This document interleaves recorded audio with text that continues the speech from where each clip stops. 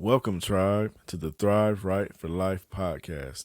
I'm her co host, Professor Reed, aka Lit. And I'm his co host, Dr. Keisha Russell, We're back. for a sleep episode. Oh man, the sixth pillar in the health pillars Yeah, in our health pillars is sleep, sleep. which we know that everyone does it. Everyone needs to do it. Well, everyone needs to do it. At some point, you will go to sleep. Oh, absolutely. Whether you voluntarily do it or whether your body tells you you're going to sleep because it's we happened like to to me. use that term, nothing is impossible, but there are several things that are impossible. And it's impossible for you to stay awake forever in your human body. Absolutely. Because we understand, especially in research, sleep is so important, but it's something that people just look over when it comes to wellness and health. You know what I think they look over because I'm guilty of it? It's following a proper circadian rhythm. So No. Can you explain what circadian rhythm is? it's that cycle, the Krebs cycle. I said the Krebs cycle. The cycle of when you sleep and awake and arise. And so mine has been thrown off for years. Even as a teenager, I always had an issue with staying up between 12 and 2. That was like the Oof. time I would go to sleep. Oh, And there's some times in my life where it's been later than that, but not even just working graveyard. I mean, just my natural self couldn't fall to sleep before midnight or 2 a.m. now have you figured out why that's the case? Actually, no. You're still trying to figure that out. You know what? I think now I can probably attribute it to staying up and studying, staying up and being entertained, these devices we have, these televisions and these tablets and these phones. I'm hearing blue light, blue light, blue, Blue light. light, oh my gosh, the blue light is so toxic. And I'm glad we're going to cover that too, because I don't want you guys to take this information as a passport to do the same thing that I'm doing. No. You should learn from me that this is not proper or healthy. You're an example of what not to do when it comes to sleep. Yes, as a matter of fact, I think this entire episode I'm going to give examples of how terrible I am with sleep so that you guys don't do it. Listen to her good advice and learn from my mistakes. All right. So we know that there's a lot of resources when it comes to sleep. Sleep Foundation is going to be a huge one. So if you literally just Google Sleep Foundation, it's a whole institute and organization that only studies sleep. And that's all the research that comes out is sleep, which is nice for us because we know that we do have some data and some studies to back up the main points on what is good sleep and what is not good quality sleep. And one of the things that we see with good sleep is that you actually wake up feeling refreshed. When you get bad sleep or poor quality sleep, you wake up still feeling tired, even though you slept for 8 hours or you feel like you slept for 8 hours. Did you actually get the amount of restful recovery that your body needed during that span of time? And for a lot of people, that's just not happening. And see, even as you bring that up, I think about some of the mornings when I do get up. I guess I'm not supposed to feel groggy and feel like I didn't sleep, even after 8 hours. No, yeah, because if you think about it, you're unconscious for that time. So that's when your body repairs and heals, and the only time that your brain actually cleans itself. So we'll get into that a little later. But when it comes to sleep, I mean, I know there's a long definition Oh my goodness. for what sleep actually But is. you know what I was thinking about too? Recently, in the past, I don't know, what has it been, 10 years now? 11 years? Because of my back condition, the sleep quality has gone down even more. Because before it was just dealing with time. Now we're dealing with time and pain. And sometimes that pain doesn't allow me to fall to sleep on a decent circadian rhythm. And sometimes that pain, I think it prevents a lot of positive, pleasurable things that are supposed to happen when you're asleep. Oh, yeah. Sleep is restorative. So if the body heals itself while you're asleep, my body is probably really struggling to try to deal with that back condition. Oh, yeah, because as we're awake, that's the that's when our body breaks down. That's where we're utilizing fluids and the muscles are breaking down. They're being used, and we have all these systems that are running. And keep in mind that our systems are running when we're asleep, but they run in a different way. For example, with the brain's not going to actually clean itself when you're awake. The only time it can clean itself is when you're asleep. And some individuals don't know the brain will actually shrink in size. And we have studies to show this. We have imaging to show this. It'll shrink in size to allow more fluid, cerebral fluid, to circulate through the space. And that's when all the byproducts of you thinking and driving and reading and taking care of your kids and all those byproducts that get produced during the day, that's when it gets cleaned out. Similar to your lymphatic system, which is from the neck down in the body, that system runs along your blood vessels, and that's what also pulls out toxins. So we know in images, the body has a lymphatic system to pull out toxins, but for a long time we didn't know why that just stopped at a certain point. But now we know the brain has what's called a glymphatic system, and it cleans itself by increasing fluid. And the only way that can happen is when you're asleep. Oh man, so I probably have a dirty brain. Possibly. From not sleeping as and there's much. some side effects from that. Oh boy. Okay, so when we talk about sleep, we're talking about a noun, and it's defined. Listen, this dictionary definition from the Webster Dictionary is like 5 pages long. So A whole run-on sentence. And it's an entire run-on sentence. There aren't any periods. Okay, so bear with me here. The natural, easily reversible periodic state of many living things that is marked by the absence of wakefulness and by the loss of consciousness of one's surroundings is accompanied by a typical body posture such as lying down with the eyes closed, the occurrence of dreaming, and changes in brain activity. Physiological functioning is made up of cycles of non-REM sleep and REM sleep, and is usually considered essential to the restoration and recovery of vital bodily and mental functions. That's the definition of sleep. And as long as it is, I kind of enjoyed that, just the nerdy side of me, because it just speaks to the complexity of sleep. But by them saying easily reversible, it shows how easy it is to actually get into that state. But what we're finding nowadays is with the electronics, with the light, with the night shifts, with the different things that we have in life, it's harder to make that quality sleep easy. You may be able to fall asleep, but are you staying asleep? And are you getting good, deep sleep? And that is key, getting into all those cycles. And the English side of me loved how long that definition was, but it didn't have any periods. Anyway,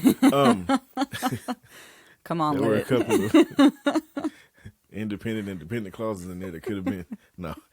Okay, so sleep is really important, and it's something that I have to work on, right? Because like we always say on this podcast, the goal is to help all of us thrive right for life. And thriving isn't accomplished by not sleeping. Yeah, for example, right now we're doing this episode. Oh, you telling us? I'm telling on us. We have to be honest. Yeah, we keep it real with you guys. We're doing this episode after midnight, so we're really not following what we should be circadian rhythm. doing exactly. But I mean, it was important for us to get this content out for you, so we wanted to do that. But that speaks to how all of us still have journeys and things that we can work on, because we really should not be up right now. we really should be asleep, but we're trying to add value. But we definitely need to work on that. That's definitely something we could work on. Definitely. But so let's get into the Sleep Foundation and a couple questions that they say to ask yourself to see if you're getting quality sleep. So we're going to do a little Q&A. All right. I'm going to ask you a question, and then you're going to tell me if that's something you experience or you don't experience. All right, since you have issues sleeping. I don't have issues sleeping. I get in bed, and less than 5 minutes, I'm out. Must be nice. All right. Do you regularly have difficulty sleeping or staying asleep? I think my difficulty is in falling asleep, the initial falling asleep. Once I'm asleep, I stay asleep the entire night, so my pain doesn't wake me up. I stay asleep the entire night.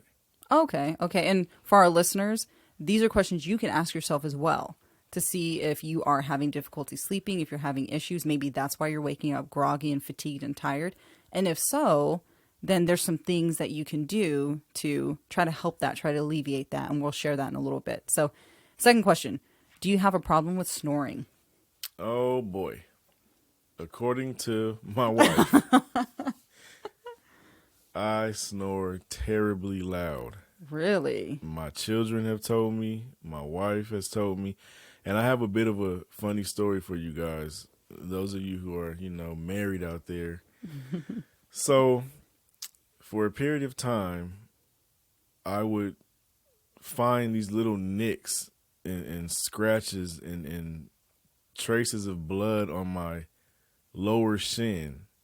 So from below my knee to right above my ankle, I would find little nicks and little scratches, and I never knew why they were there, how they got there. They were just there. So I put two and two together, and one night I actually woke up. My wife had been kicking me because I snore so loud. And you did So not she feel literally, it. for years, I didn't know. Like, she would just, give a little, but her little toenails were scratching my shin, and I didn't know. I was like, where are these little nicks from? She probably sharpened them on purpose. Right? So, yeah, I informed her that, what you're doing is a crime. Like, I can call the cops on you. This is assault. You And battery. Right? You're drawing blood. You can't do that. Like, I should lock her up. But, no, I love my boo. And, I guess I snored that loud where she was, like, kicking me. Like, stop snoring so loud. Hey. Because she couldn't sleep. I'm not married yet. Getting there. A couple months. But my mom had a similar situation with my dad, except he would stop breathing in the middle of the night.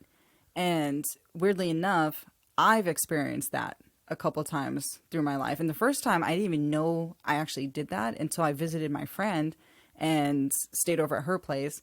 And she told me in the morning, yeah, so you stopped breathing for a long time last night. And my first thought was, why didn't you wake me up? Like, if I stopped breathing, why didn't you wake me up? A little support here? Yeah, but she was like, no, but then you started breathing after, maybe 10 seconds, something like that.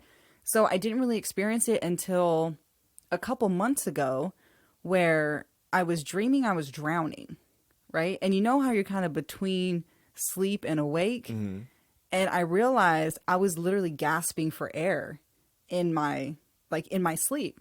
And my head, I guess, was cocked back too far. So my tongue was blocking my airway. Oh, boy. And it manifested in me drowning.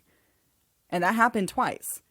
So part of me is like, I wonder if my dad. No, yeah. That, speaking of dad, the other night, I remember he was on the couch, and I saw him stop breathing for a second. I ran over there so quick and hit him. Oh, I thought you were going to say you slapped him. Yeah, I did. Like, but on the leg, I wouldn't. Okay.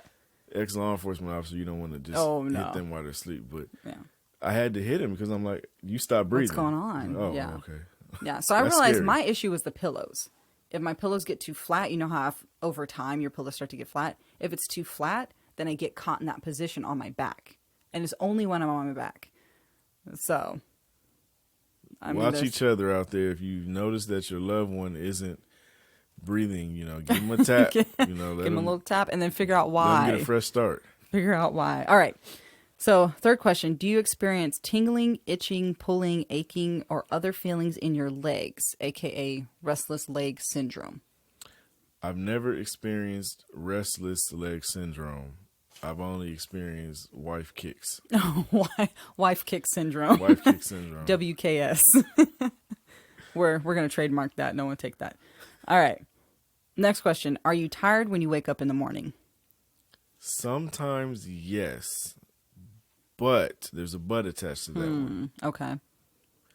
I've noticed, and hey, no offense to you out there, you formulate your diet the way you want to formulate your diet and what's best for you in thriving. For me, when I have a lot of carbs or sugars in my system, when I get up, no bueno. No bueno. But when I'm eating whole foods, healthy foods, I don't wake up with the same total difference. You know, and I experienced that too. Like, there was a point in time where I was kind of experiencing arrhythmias, and I noticed it was in higher stress situations, also when I wasn't eating very well. So that definitely would affect my sleep as well. So I can see that because I've experienced similar groggy things. And feeling tired. Yep. Mm-hmm. Absolutely. All right, and then last question. Does sleepiness and fatigue persist for more than 2 to 3 weeks upon waking up? I would say no. Okay. I don't think I have a chronic problem with that. I think it's more situational and depending on diet and depending on how much sleep I've gotten the previous days. And there are a lot of different factors involved in that. And I also think hydration is part of it as well. Man. Because the way I wake up when I'm not well hydrated, oh, it's like a It's like 9 days. zombie, like groggy, just stiff, achy, eyes feel glued. You know, when hydration is extremely important. Oh, yeah. That's why I keep a water bottle right next to my bed. So as soon as I wake up in the morning, I'm taking drinks from that. Because if you think about it, if you sleep for 6 to 8 hours, that 6 to 8 hours, you're not hydrating yourself. But your body's still going through these processes. And yeah, speaking on that, I do want to throw that in there, but I know this is a sleep episode, but being hydrated is so important before going to sleep because all those processes that your body goes through, man, you're losing hydration. There's so many different processes, and you need to be hydrated just to go to sleep. You should be hydrated. Oh, yeah, definitely. And I would err on the side of caution a little bit because I have patients who, I drank so much water right before bed and I still couldn't get good sleep. Well, because you drank a gallon before you went to bed. It has to go somewhere, and the way that the body gets rid of it is by you peeing. So unless you're going to pee in your sleep, you're going to end up... You don't want to have those dreams where you're standing there and you're peeing and then you pee in your sleep. You don't want that to happen. Oh, no. All bad. So you want to space out your hydration. It should be equal throughout the entire day from the minute you wake up to before you go to bed. Yeah, so we want you to preload. Don't load up right at the last minute. Yeah. Well, I need to get my 128 ounces in for the day. No. Right before bed. That's not going to be a good outcome. No, because your body needs water all day long as well as at night. So if you can preload, drink in the morning, drink in the afternoon, a little bit in the evening. What I do is I make a big cup of turmeric tea, like probably an hour before I go to bed. So that's like my last hydration. So I don't wake up consistently during the night to go to the bathroom. Yeah, no cramming. Exactly. All right. So if you answered yes to any of those, that kind of gives you an idea of some of the aspects that you should focus on in terms of what do I have to change? What are some things I should add or take away in order to get better sleep? And from what you explained, it's not so much the staying asleep part, it's the going to sleep part. So if that's you, even if you're having issues with the staying asleep part, then we got some tips and tricks for you. One of those tips and tricks that I found to be extremely important for me was blue light blocking glasses. Now, honestly, I personally feel like they work wonders. There was a time where I would put them on around 9 or so-ish. I would actually get sleepy like you're supposed to. Yeah. And get to bed 10, 11, no later than 11. So if that's something that you want to look into for yourself, purchasing some blue light blocking glasses, that's a way you can get to bed on time because I struggle with a decent circadian rhythm. Yeah. Most people recommend going to bed by 10 o'clock at the latest. I'm always 12 to 2, and it's not good. I'm definitely a 10 o'clock type person, but I did something similar, but I went old school with it. So I would shut off all my lights at 8:39, and I would light my candles. Because when you actually have actual flame, you don't have that blue light being emitted like we do from LED lights. And, I mean, I'm totally into party light. I have party light candles everywhere. And so that was my way of, one, eliminating the blue light that comes from our artificial lights, but also creating an ambiance to where my brain, whenever I turn off the lights and lit the candles, it would say, okay, this is our routine. We're starting to get ready for bed. She's about to go take a shower. And I would shower by candlelight too. And it was actually very relaxing and very therapeutic experience. Now I don't do it as much as I should. But when I did, I got great sleep. And I slept the entire night and I woke up extremely refreshed. And if you notice, a lot of businesses and companies and schools, throughout the country, at night they put on the orange amber lights, and that's actually a good thing to do.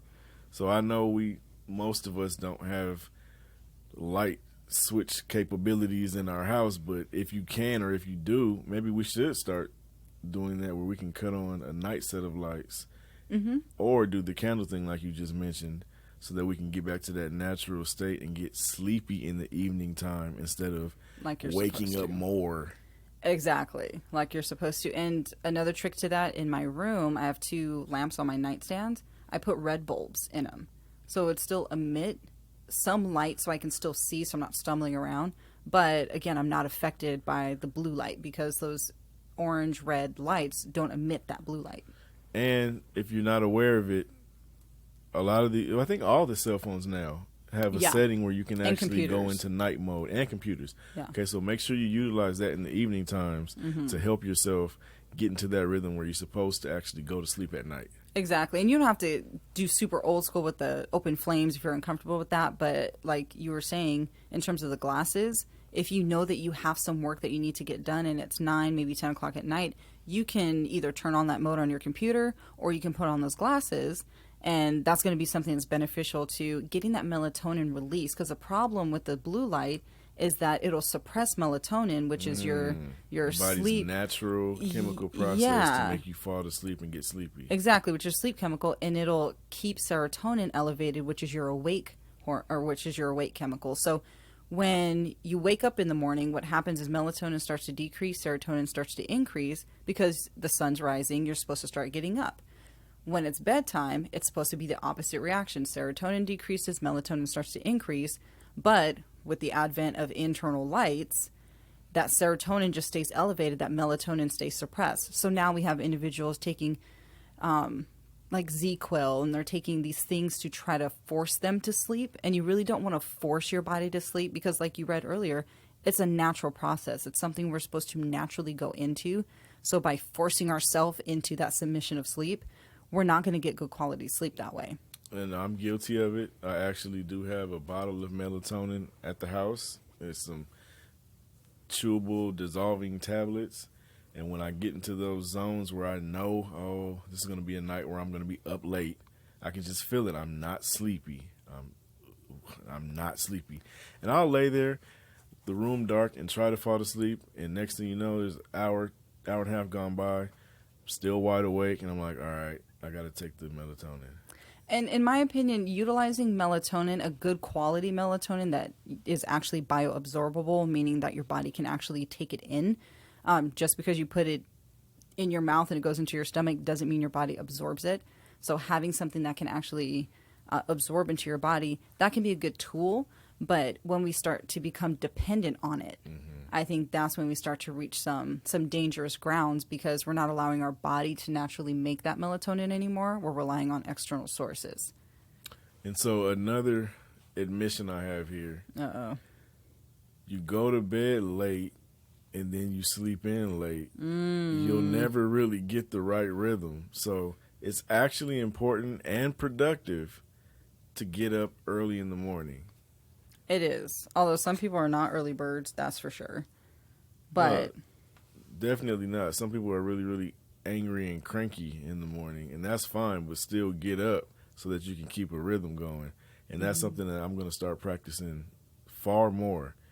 Getting up earlier to make myself fall to sleep on time at night. ooh, having that strength and that willpower to tell yourself, I know this is good for me, so I'm going to go do it. I like that. Okay, so let's get into what good quality sleep is and what could happen if we don't get good quality sleep. So with that, we know that getting to sleep, called sleep latency, we don't want that to be a super long process. Like you said, staying up for an hour, hour and a half, and you're still not asleep. We really want it to be within the first 5 minutes. If you can make it in the first couple minutes, right? Where you just fall asleep into that deep sleep, that's where melatonin really does its part in terms of getting you asleep. Because again, it's restorative. That's the main purpose why we sleep, is because our bodies need to restore themselves. How many times are you waking up? And are you waking up for more than 5 minutes at a time? That's going to be an indication that you're getting poor quality sleep. Also, how often you're waking up directly after that sleep onset. So directly after you go to sleep, are you going to sleep at 10 and then you're waking up at 10:15?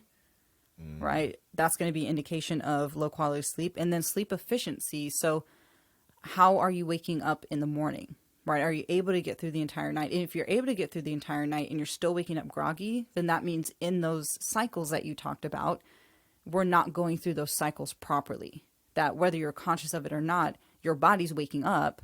Maybe you're just not conscious of it at that time. Oh, dear. All right. So what lack of sleep could cause. All right. And maybe you're experiencing some of these. Oh, I'll admit it. You shoot right. it out. I'll tell you. All right. So first one's brain fog.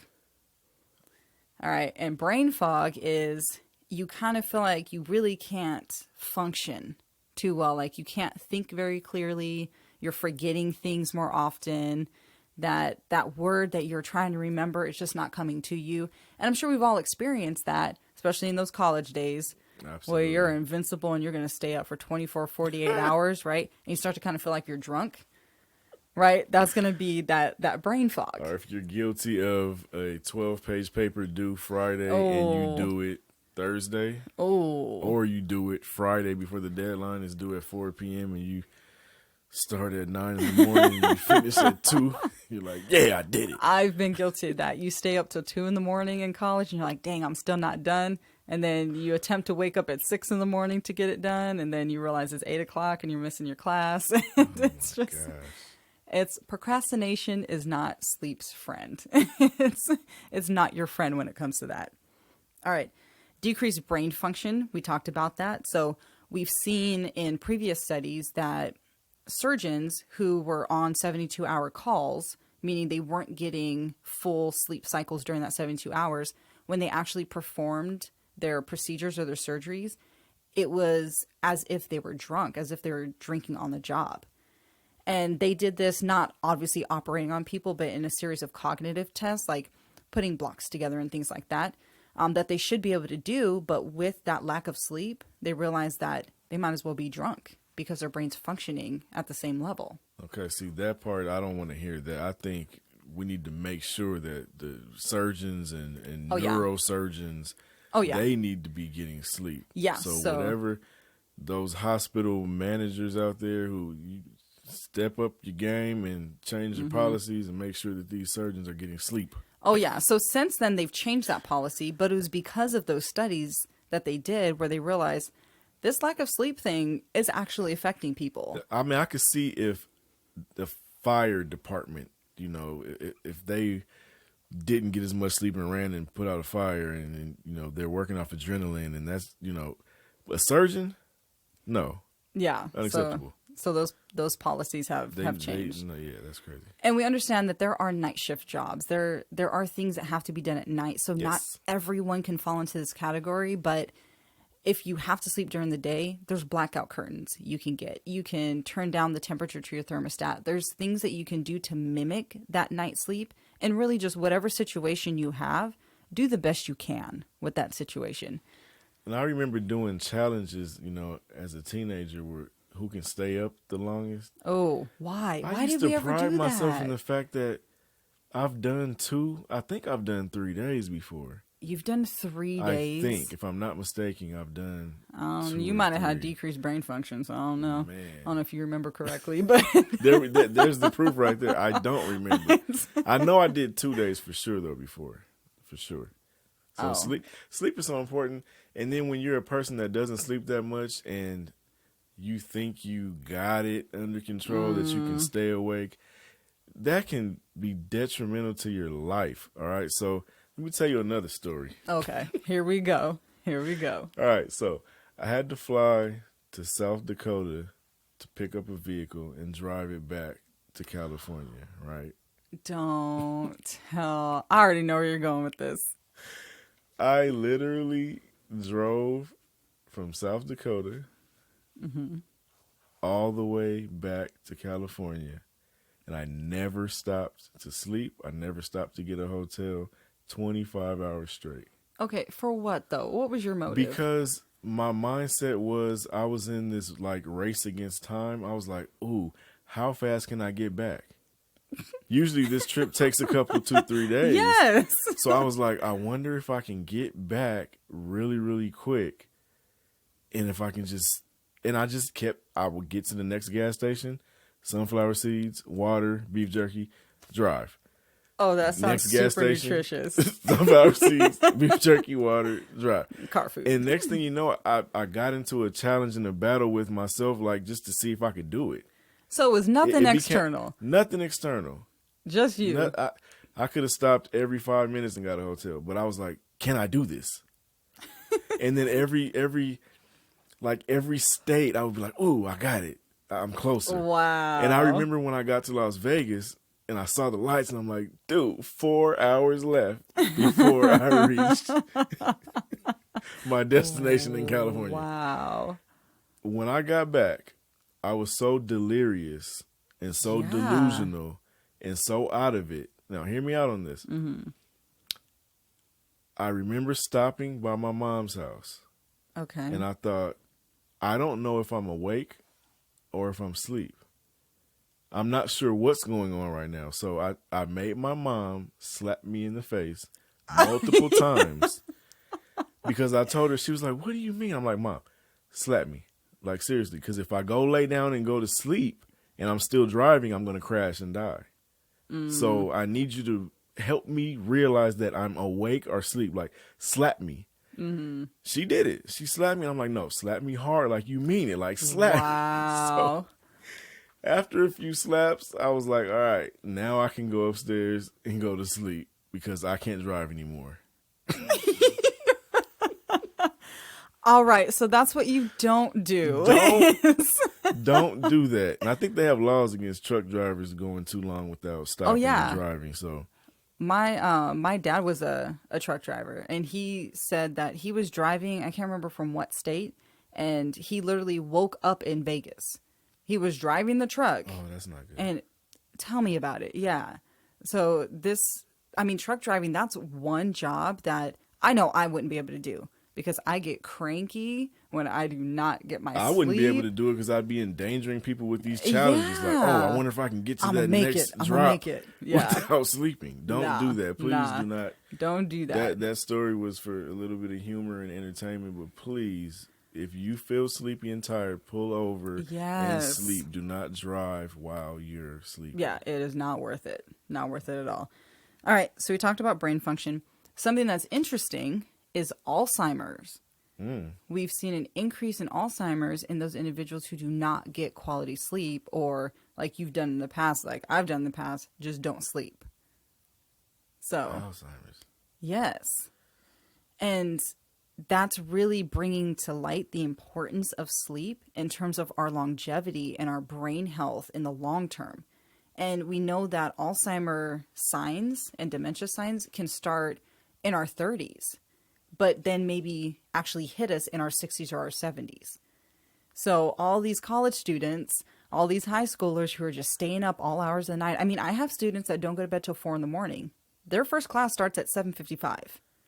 Oh, boy. So what you're doing now in terms of sleep really affects what could potentially happen in the future if you continue that behavior. That's a good point, and that's exactly what I was trying to get across. Like, don't build a bad habit of not sleeping.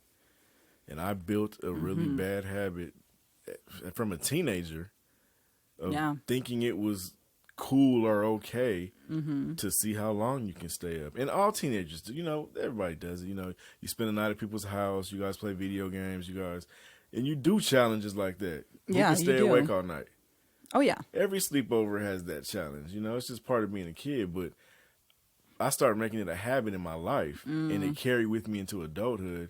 And here I am, still falling asleep 2, 3, 4 o'clock in the morning. Yeah, still struggling It's just with not it. good. So we know that if you are the type to have that kind of behavior, that there's things that you can do to reverse the possible damage that you've done to yourself. So it's not like a hopeless situation if you're in your 50s and you're like, well, I haven't slept my entire life, right? It's not a hopeless situation. We know that there are things that we can do to reverse a lot of that.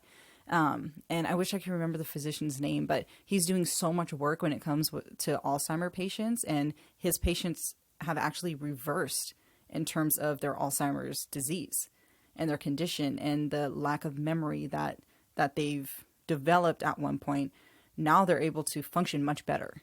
Because they increase their sleep level and they increase the quality of their sleep. Increased quality of sleep. They're looking at diet. They're looking at environment. They're looking at physical exercise. So everything we're talking about in terms of pillars of health has been shown to be linked to Alzheimer's, dementia. And these are things that are in our control. So no longer is it the times where, oh, your grandmother had it, so that means you're going to have it too. Genetics plays such a small role in what we can actually do. A lot of it is what we're doing to ourselves and the things we can actually control. I think genetics plays a very small role in a lot of things that people have. I think habits. Oh, yeah. That plays a bigger role. That genetics term, it gets thrown around so loosely. It does. When it's really like, okay, your parents followed this same diet that the grandparents introduced them to, and then here you come along, the third generation, doing the same exact thing, and you acquire the same exact dis-ease or illnesses that they acquire, and it was based on a habit of poor nutrition or a habit of poor sleep. Type 2 diabetes is a huge one that I hear. Well, my grandparents had it, and my parents have it, and no. That doesn't necessarily mean it's genetic. Now, are there conditions that are passed on genetically? Yeah. But the majority of the chronic conditions that we're seeing are not passed on genetically. It's like you said, it's about habit, it's about your lifestyle, and what are you actually doing? What choices are you making? Yeah, I did something to injure my back, so that doesn't mean my son's going to have a bad exactly. back. Like, no, it's not anything genetic that's going to carry now. Exactly. All right, another one, body fat retention. Lack of sleep can cause you to hold on to more body fat. So I think this is another thing I'm guilty of. I do retain quite a bit of body fat. We're working on that through a healthy diet and exercise and better sleep quality. So Dr. Russell is working on me right now and having me implement various helpful, healthy techniques to mitigate some of the damage that I've brought upon myself through poor diet and lack of exercise. So oh, yeah, absolutely. We know that lack of sleep can affect our appetite. So, like right now, as we're standing here, my stomach is growling and I really want a grilled cheese. And that has carbs, that has the dairy. That's not necessarily the healthiest thing, but when you're sleep deprived, your body's looking for sources of energy. And we know from our nutrition episode that carbs and sugars are going to be the fastest sources of energy that our bodies want to use. And so when our leptin and ghrelin, which is our hunger and our satiety hormones, when those get out of balance, you'll start to notice that you're craving the chips, you're craving the candy bars, you're craving the Jack in the Box or the Del Tacos or the foods that are not necessarily healthy for you, but your body's looking for a quick source of energy. And if your glycogen stores are already filled and then you go on and eat those carbs and sugars, that's when you have the problem of it turning into fat because it's nowhere for it to go anyway. Yeah. And the body has to protect itself by getting it out of the bloodstream, and it's going to slam it into those fat stores. Yeah, absolutely. So body fat retention, if you really want to control your body weight, getting good sleep is one method that you can use to get you on that path. Yes. You know what? That's something that isn't stated enough.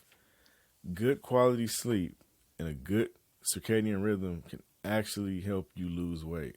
Yeah. Like that connection is so tied together. Yeah, but sleep is so easy for us to do that I think people just skip over it as if it's really not that important. If but you want to lose some weight, increase your water intake and increase your sleep, and you will lose weight. Easy as that. Your body will do what it needs to do. And then for our athletes out there, for our individuals that are into performance, there has been studies to show that there is decreased performance in terms of athletic events when you're lacking sleep versus when you get full sleep. And I think most athletes know this, but again, it's you're sleeping, but is it good quality sleep? So when it comes to getting that good sleep, let's talk about some things that you can do to actually get that good sleep. We already talked about some of it, but one that I find very effective is the temperature of your environment. Oh. So there's studies that have worked on insomniacs, and the issue with insomniacs is that they just can't go to sleep, right? So what they did was they put a cold cap on their heads and asked them to go to sleep, and they timed them. How long did it take them to go to sleep without the cold cap? How long did it take them to sleep with the cold cap? And what the cold cap did, it dropped their core temperature just 1 degree, and they were able to go to sleep faster with the cold cap than when they didn't have the cold cap on. Now, what I've noticed, to piggyback off what you're talking about right now, is, of course, my wife and I were two totally different people, right? Mm-hmm. I get colder easier than she does. She gets hot. Mm-hmm. So she wants to open the window and let that freezing draft come in, and then I'm freezing. But what I noticed is if I put a beanie on and unroll it and let it cover my eyes, it balances out the trauma I would have Oh, by being because way of too her. cold. Yeah, she'll kick the cover off with the draft, and I'm like, you're gonna freeze. So, but the cool temperature, it does help you sleep better. Now, on the flip side of that, if I feel hot, I can't sleep. Oh, yeah. I have to feel cold to sleep well. Yeah. And studies are showing that the cold temperature is actually better for you to cause you to go into a deeper sleep. It improves your sleep quality. And now it makes sense why I'm like, if I'm too hot, oh my gosh. Oh, yeah. And the ideal temperature is anywhere from 63 to 68. Most people aim to be around 67, 68 degrees. So if you just set your heater to 67, 68, one, it'll be the good sleep temperature for you. And two, you can save on heating costs because you're not driving up that heat in your place. You know, I envy her circadian rhythm because I'm telling you, by the time 9 o'clock hits, she's already like, yeah. I'm like, that's not fair. Honestly, You get to fall asleep right away. honestly, that's how my fiance is. He can fall asleep at the drop of a hat, to the point where sometimes I'm like, do you have like narcolepsy? Are you do you have an issue? But his body is, if he's relaxed, he's relaxed. But if he's up, he's up. And I'm kind of the same way, where if I'm on vacation and I'm taking a break, I'm taking a freaking break. Like my body's shutting down. But when I'm up, I'm going. So for him, he'll fall asleep in the car. He'll fall asleep on the couch. He'll fall asleep if we're out waiting somewhere. There's so many places he'll fall asleep. Sometimes I'm in like, public dang. too? No, not so much in public, actually. I can't. But You know who can fall asleep on a dime is my mother. She can, and she's a great sleeper. I'm like, how do you do that? I wish. that those melatonin levels is just the right thing. So if you can't mess with the temperature, because I do have some patients that are like, well, I live with other people, I can't really mess with the temperature like that. One way to really control your body is to sleep naked or sleep in your underwear. Now, I remember you told us about that in like 2015, I believe. And I actually started doing it. Oh my gosh. The sleep Huge is so difference. much better. Right, because our bodies were made to regulate Oh, my themselves goodness. without all this clothing on. And so when I learned about that and I tried it, that's where I got rid of my long pants, like my long pajama pants and my long sleeve pajama shirts. And I just started going shorts and a tank top, or nothing at all No. if I was able to be in that Honestly, situation. Nothing at all is It's so beautiful. perfect. I mean, the sleep is, man. Oh, yeah. Yeah, because that's how our bodies were meant to regulate their temperature.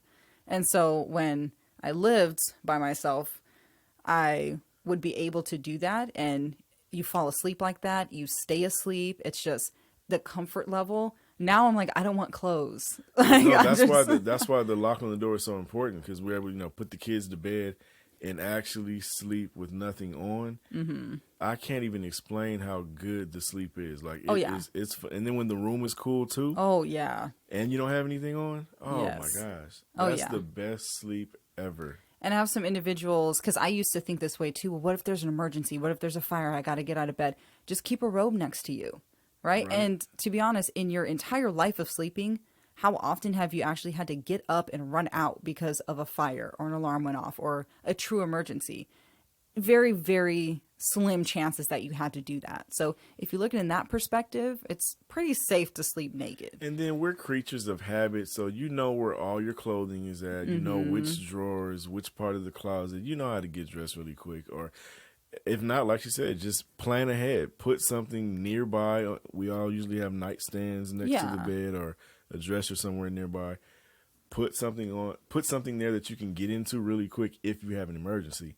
But trust me, if this is a practice that you've never tried yet, if you take any of our tips, hopefully you take all of them, but sleeping naked in a cool room, it's phenomenal. Oh, yeah. So that moves on to our next one, creating that environment, is light. So we talked about blue light. We talked about the harms of that. Some experts recommend that your room is a technology-free zone. No computers, no cell phones, no TVs. If you have to charge your phone, you charge it in the next room or even in the kitchen. When it comes to light, one tool that I found to be extremely beneficial is blackout curtains. And these go on sale at Costco for a great price. And these are good quality blackout curtains. And what that does is it eliminates all the light from your body absorbing that. And it increases that melatonin so you can actually go to sleep. And one study, they looked at people staying asleep and what that actually does to their rhythm, their sleep rhythm. And what they did was they put a quarter size light right behind the knee. The rest of the room was dark. And they found that even that quarter size light interrupted their sleep cycles. Oh, I believe it, because when I lived in Minnesota, I had those blackout curtains. You know, I would get off at night at 11:30, I believe it was, and once again, struggling with sleep. And you get off of a second shift job. It was torture. So I needed that in case I stayed up too long and then I had to sleep during the day. I needed the room to be dark and mimic night. Yeah. So those of you who work graveyard shifts, please utilize those blackout curtains to help yourself out, because your circadian rhythm is already off because you work during the time where most of us would sleep. So you need to reverse that and make your room dark so that you can sleep when you have to recover and go back to work at night.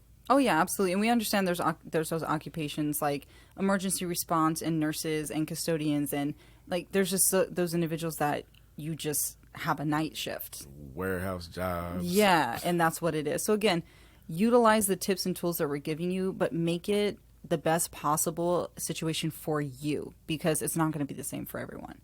All right, and on that note, noise. So this is different for a lot of people, though. Yes. So some can fall asleep to music. I personally can't. I will sing all the lyrics until it's time for me to get up. But what I can fall asleep to is ambient noise. So on my alarm clock... ambient noise? Well, what I have on my alarm clock is campfire noise.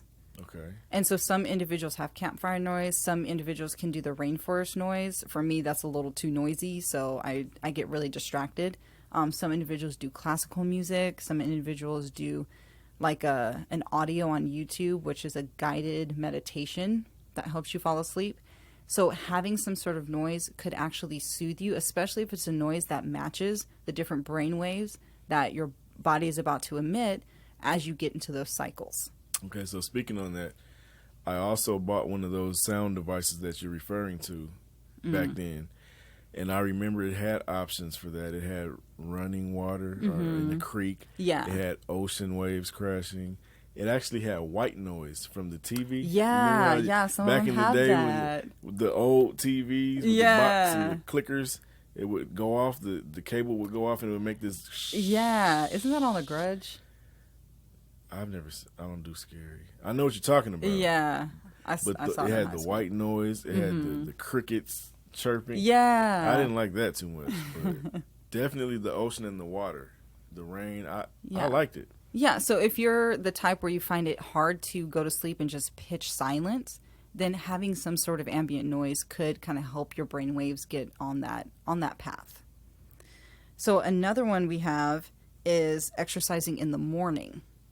And what some studies have shown is that you have better sleep latency, again, meaning that you fall asleep faster when you exercise in the morning versus exercising at night. So that might be one of my tickets to getting to sleep on time, huh? There you go. And the idea behind that is that when you exercise, you're essentially putting yourself into a stress response.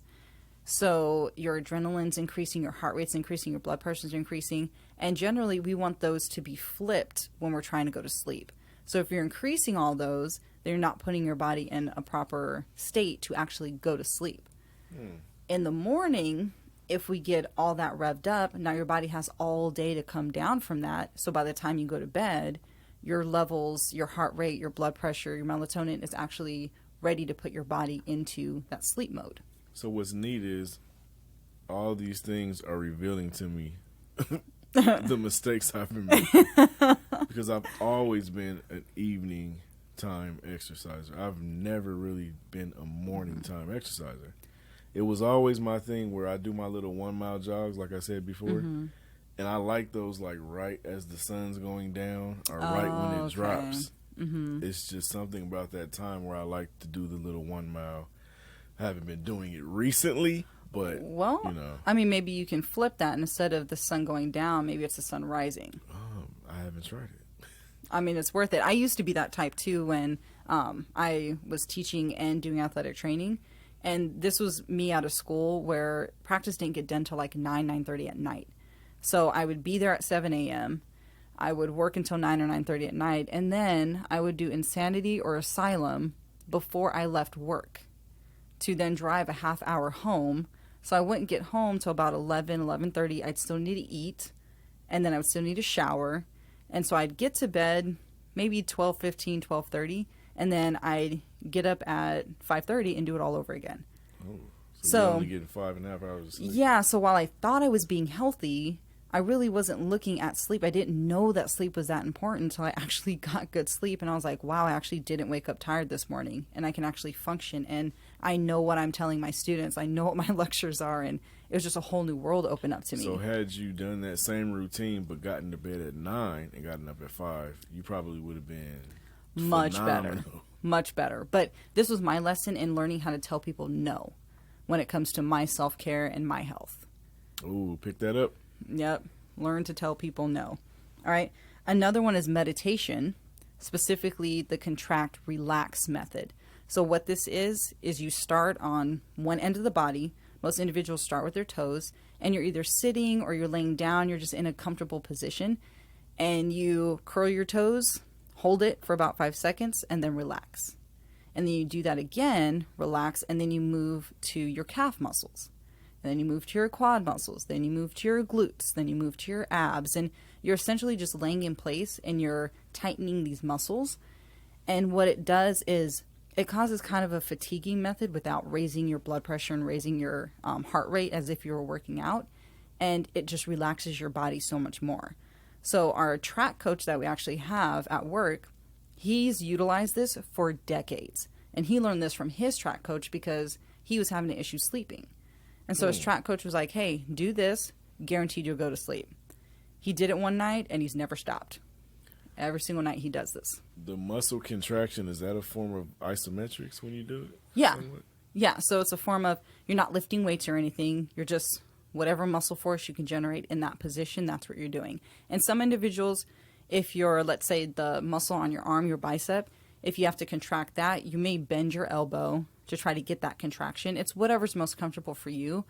But I'll tell you, I was doing this form of meditation along with mindfulness meditation. I was sitting up in my bed. I woke up in the morning. I don't remember how I laid down. I don't remember going to sleep. I don't remember being asleep at all. I just remember waking up. Like, what the heck just happened? It is amazingly effective if you actually take the time to practice it. Sweet. So nice. All right. One thing that I've created, this isn't anything I found, but it's to create a to-do list before you go to bed. And so those that have busy minds, for me, it's helpful if I have a lot to do the next day, and I know I do. If I go to bed without releasing it, then I'm just going to ruminate and think about it.